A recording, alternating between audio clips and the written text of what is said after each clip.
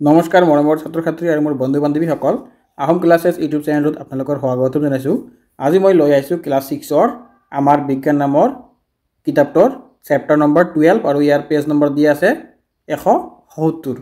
ছাত্ৰ ছাত্ৰীসকল পাৰ্টটোৰ নাম হ'ল প্ৰাকৃতিক সম্পদ। এইটো তোমালোকৰ খুবেই ইম্পৰ্টেণ্ট পাৰ্ট, তোমালোকে চাবা ভালকৈ ভিডিঅ'টো স্কিপ নকৰাকৈ। তোমালোকে 170 নম্বৰ পেজত গ'লে তাত যিমানখিনি কুৱেশ্যন আছে অনুশীলনীৰ সকলোখিনি মই লৈ আহিছোঁ আৰু অতি চমুকৈ লৈ আহিছোঁ, তোমালোকে যাতে সোনকালে বুজি পোৱা। ছাত্ৰ ছাত্ৰীসকল তোমালোকে যদি মোৰ চেনেলটোত প্ৰথমবাৰ আহিছা চেনেলটো ছাবস্ক্ৰাইব কৰি ৰাখিবা, এনেকুৱা ধৰণৰ ভিডিঅ' তোমালোকে প্ৰথমতে পাই যাবা। প্ৰথমত দিয়া আছে আমাৰ শুদ্ধ উত্তৰৰ গ'লটো পূৰ কৰা। ইয়াত কুৱেশ্যন দিয়া আছে কি, জীৱৰ সম্পদ ব্যৱহাৰ কৰাৰ পিছত পুনৰ সৃষ্টি কৰিব নোৱাৰি তেনে সম্পদক দেশ বোলে। ইয়াৰ উত্তৰটো হ'ব আমাৰ অনবীকৰণযোগ্য সম্পদ বোলে। 2 নম্বৰত দিয়া আছে পৃথিৱীক যি শুকান পৃষ্ঠভাগে আৱৰি থাকে তাক কি বোলে। ইয়াত হ'ব আনচাৰ মাটি বোলে। 3 নম্বৰত দিয়া আছে বিশ্ব জল দিৱস কোন তাৰিখে পালন কৰা হয়। এইটো হ'ব আমাৰ 22 মাৰ্চ। 4 নম্বৰত দিয়া আছে ভূপৃষ্ঠৰ পৰা বহু কিলোমিটাৰ ওপৰলৈ বিস্তৃত হৈ থকা বায়ুৰ পাতল তৰপটোক দেশ বোলে। ইয়াৰ উত্তৰটো হ'ব বায়ুমণ্ডল বোলে। তাৰপিছত 3 নম্বৰত দি আছে এটা শব্দত উত্তৰ দিয়া। ইয়াত এই নম্বৰত দি আছে কি আমাৰ বায়ুমণ্ডলত অক্সিজেন কিমান শতাংশ থাকে। এইটো তোমালোকৰ খুবেই ইম্পৰ্টেণ্ট কুৱেশ্যন। ইয়াত হ'ব 21%। তাৰপিছত তোমাৰ বি নম্বৰত দিয়া আছে এবিধ জলজ উদ্ভিদৰ নাম লিখা। ইয়াৰ উত্তৰটো হ'ব পদুম ফুল বা লটাছ। 3 নম্বৰত দিয়া আছে এবিধ জলজ প্ৰাণীৰ নাম হ'ব মাছ। তোমালোকে জানা এইবিলাক, অতি সহজ কুৱেশ্যন 1 মাৰ্কৰ। শক্তিৰ প্ৰধান উৎস কি, এইটো হ'ব সূৰ্য। তাৰপিছত 4 নম্বৰত দিয়া আছে শুদ্ধ আৰু অশুদ্ধ চিনাক্ত কৰা। এই নম্বৰত দিয়া আছে অৰণ্য প্ৰাকৃতিক সম্পদ, এইটো হ'ব শুদ্ধ। 2 নম্বৰত দিয়া আছে শিল নৱীকৰণযোগ্য সম্পদ, এইটো হ'ব অশুদ্ধ। তাৰপিছত 3 নম্বৰত দিয়া আছে পুখুৰী অনৱীকৰণযোগ্য সম্পদ, এইটো হ'ব অশুদ্ধ। 2 নম্বৰত দিয়া আছে যান বাহনত বেছিকৈ ব্যৱহাৰ কৰা ইন্ধন কেৰাচিন, এইটো হ'ব অশুদ্ধ। ই নম্বৰত দিয়া আছে কি আমাৰ বায়ুমণ্ডলত অক্সিজেন গেছ আটাইতকৈ বেছি পৰিমাণে থাকে, এইটো হ'ব অশুদ্ধ। তাৰপিছত আমাৰ কুৱেশ্যন কি আছে 5 নম্বৰ চমু উত্তৰ দিয়া। 5 নম্বৰৰ এ দিয়া আছে কি প্ৰাকৃতিক সম্পদ কাক বোলে। এইটো খুবেই ইম্পৰ্টেণ্ট কুৱেশ্যন। প্ৰাকৃতিক সম্পদ কাক বোলে, তোমালোকৰ 2 মাৰ্কছৰ আহিব পাৰে এইটো কুৱেশ্যন। প্ৰাকৃতিক সম্পদ হৈছে সেইবোৰ বস্তু শক্তি বা উৎপাদন যিবোৰ প্ৰাকৃতিকভাৱে পৃথিৱীত পোৱা যায় আৰু মানুহৰ জীৱন ধাৰণ কৃষি শিল্প আৰু দৈনন্দিন প্ৰয়োজনীয়তাৰ বাবে ব্যৱহাৰ কৰা হয়। উদাহৰণস্বৰূপে মাটি জল বায়ু বন খনিজ ইত্যাদি, এইবিলাক হ'ল আমাৰ কি প্ৰাকৃতিক সম্পদ। 2 নম্বৰত দিয়া আছে প্ৰাকৃতিক সম্পদক কেইটা ভাগত ভাগ কৰা হৈছে আৰু কি কি। ইয়াৰ উত্তৰত দিয়া আছে কি আমাৰ প্ৰাকৃতিক সম্পদক আমি 2টা ভাগত ভাগ কৰা হৈছে। এটা হ'ল নৱীকৰণযোগ্য সম্পদ আৰু আনটো হ'ল অনৱীকৰণযোগ্য সম্পদ। নৱীকৰণযোগ্য সম্পদ যিবিলাক বস্তু আমি ব্যৱহাৰ কৰিলে শেষ হৈ নাযায়, আৰু অনৱীকৰণযোগ্য সম্পদ কোনবিলাক, যিবিলাক বস্তু আমি ব্যৱহাৰ কৰিলে শেষ হৈ যায়। যেনেকুৱা পেট্ৰলিয়াম কয়লা এইবিলাক আমি যদি ব্যৱহাৰ কৰি থাকোঁ এটা সময়ত এইবিলাক শেষ হৈ যাব, এইবিলাক হ'ল অনৱীকৰণযোগ্য সম্পদ। নৱীকৰণযোগ্য সম্পদ আৰু অনৱীকৰণযোগ্য সম্পদ প্ৰাকৃতিক সম্পদ কাক বোলে উদাহৰণসহ লিখা। ছাত্ৰ ছাত্ৰীসকল এইটো অতি সহজকৈ তোমালোকক ক'বলৈ গ'লে যিবিলাক সম্পদ আমি ব্যৱহাৰ কৰিলে শেষ হৈ নাযায় সেইবিলাক হ'ল নৱীকৰণযোগ্য সম্পদ, আৰু যিবিলাক সম্পদ আমি ব্যৱহাৰ কৰিলে শেষ হৈ যায় সেইবিলাক হ'ল অনৱীকৰণযোগ্য সম্পদ। নৱীকৰণযোগ্য সম্পদ যেনেকুৱা গছ গছনি নদ নদী বায়ু সূৰ্য ৰশ্মি, আৰু অনৱীকৰণযোগ্য সম্পদ তোমালোকে মনত ৰাখিবা পেট্ৰলিয়াম, তাৰপিছত কয়লা খাৰুৱা তেল প্ৰাকৃতিক গেছ, এইবিলাক হ'ল অনৱীকৰণযোগ্য সম্পদ। তাৰপিছত 2 নম্বৰত দিয়া আছে সূৰ্যক কিয় শক্তিৰ প্ৰধান উৎস বুলি কোৱা হয়।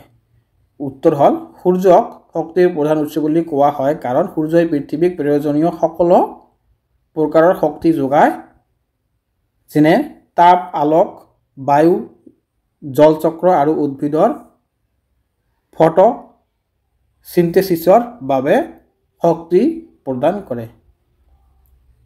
তাৰ পিছত ই নম্বৰত দি আছে কি বৰষুণৰ পানী কিয় সংৰক্ষণ কৰিব লাগে উত্তৰত দি আছে বৰষুণৰ পানী সংৰক্ষণ কৰিব লাগে কাৰণ পৃথিৱীত পানীৰ পৰিমাণ সীমিত আৰু সংৰক্ষণ কৰিলে কৃষি পুৰণি পানীৰ যোগান উদ্যান পালন আৰু দৈনন্দিন ব্যৱহাৰৰ বাবে পানী সহজে উপলব্ধ হ'ব তাৰ পিছত আমাৰ কি আছে 6 নম্বৰত বিকল্প শক্তিৰ ব্যৱহাৰ কিয় কৰিব লাগে উত্তৰত দি আছে বিকল্প শক্তিৰ ব্যৱহাৰ কৰাৰ প্ৰধান কাৰণ হ'ল ইয়াৰে পৰিৱেশৰ প্ৰদূষণ কমোৱা যায় বনাঞ্চল আৰু জল সম্পদৰ ওপৰত নিৰ্ভৰতা হ্ৰাস হয় আনহাতে বিদ্যুৎ আৰু শক্তি উৎপাদনৰ অধিক সুৰক্ষিত স্থায়ী আৰু সুলভ হয় ছাত্ৰ ছাত্ৰীসকল তোমালোকে এইখিনি লিখিলে হৈ যাব গোটেইখিনি লিখিব নালাগে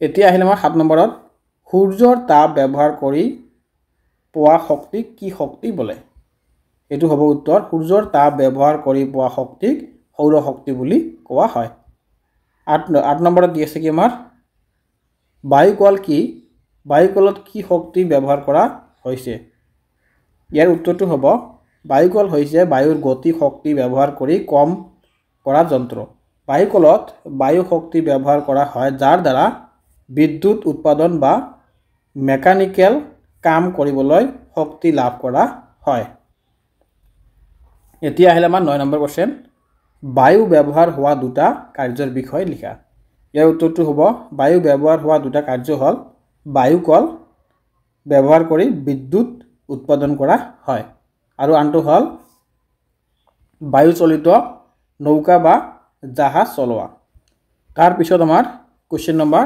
10 নম্বৰ কোশ্চেন বতাহ যে শক্তি তাক বুজিবৰ বাবে তুমি দেখি থকা এটা উদাহৰণ দিয়া উত্তৰত দিয়া আছে বতাহ শক্তি বুজিবলৈ উদাহৰণ হৈছে বায়ুকল লৈ দেখা যায়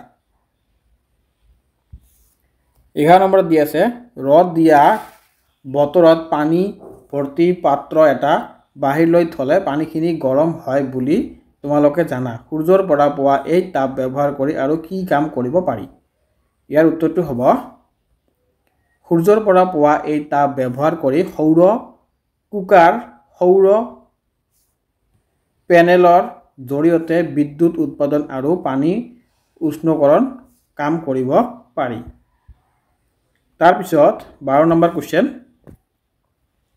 পেট্ৰল ডিজেল আদি কিয় অনবীকৰণযোগ্য প্ৰাকৃতিক সম্পদ বোলা হয় উত্তৰত দিয়া আছে পেট্ৰল ডিজেল আদি অনবীকৰণযোগ্য প্ৰাকৃতিক সম্পদ বোলা হয় কাৰণ এইবোৰ মাটিৰ তলত সীমিত পৰিমাণত থাকে এইভাবে ব্যৱহাৰ কৰাৰ পাছত প্ৰাকৃতিকভাৱে পুনৰ সৃষ্টি নহয় এতিয়া আছে আমাৰ কি 13 নম্বৰ কোশ্চেন অনবীকৰণযোগ্য সম্পদ তুমি নিজৰ ঘৰত সংৰক্ষণ কৰিবলৈ কি কৰিব পাৰা ইয়াৰ উত্তৰটো হ'ব অনবীকৰণযোগ্য সম্পদ সংৰক্ষণ কৰিবলৈ মই ঘৰত বিদ্যুৎ আৰু জ্বালানি কমকৈ ব্যৱহাৰ কৰিব পাৰোঁ যেনে লাইট আৰু ফেন নলগোৱা সময়ত বন্ধ কৰা গাড়ী ব্যৱহাৰ কমোৱা আৰু পুনৰ চক্ৰ মানে ৰিসাইকেল ব্যৱহাৰ কৰা 14 নম্বৰত দিয়া আছে আমাৰ পৃথিৱীৰ বেছি অংশ পানীৰে আগুৰা যদিও উপযোগী পানীৰ মাত্ৰা অতি নগণ্য সেয়েহে পানী অবাবত যাতে নষ্ট নহয় তাৰ বাবে তুমি লগৰ বন্ধু বান্ধৱীক কেনেদৰে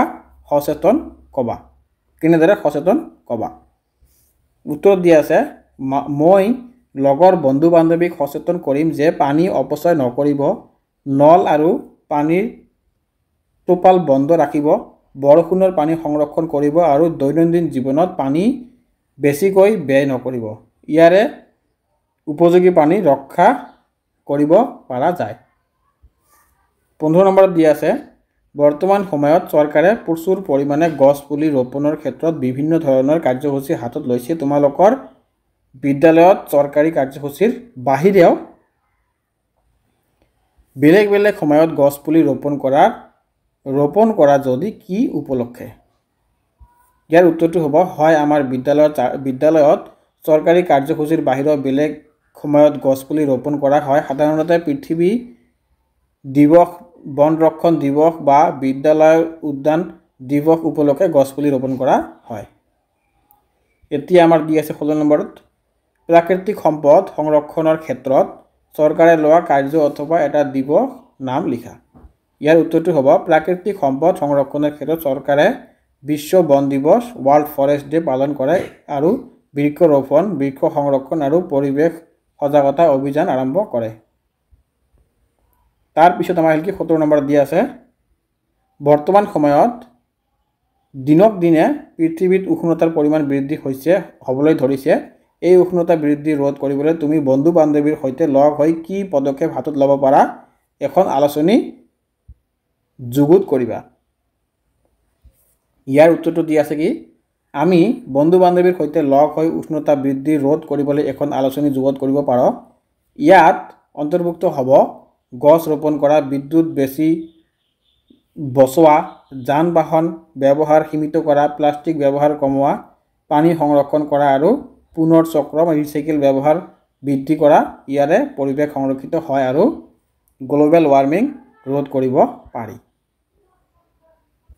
ছাত্ৰ ছাত্ৰীসকল মোৰ ভিডিঅ'টো ইয়াতে শেষ কৰিলোঁ। তোমালোকক যদি ভিডিঅ'টো ভাল লাগিছে চেনেলটো ছাবস্ক্ৰাইব কৰি ৰাখিবা আৰু তোমালোকে এই ভিডিঅ'ৰ যোগেদি কি বুজিলা কি বুজা নাই তোমালোকে মোক কমেণ্টত জনাই দিবা। যিটো কুৱেশ্যন তোমালোকে বুজা নাই বা পুনৰাই বুজাই দিব লাগিব তোমালোকে মোক কমেণ্টত লিখি দিবা কুৱেশ্যন নম্বৰ 2 মই তোমালোকক ভালকৈ বুজাই দিম। ধন্যবাদ।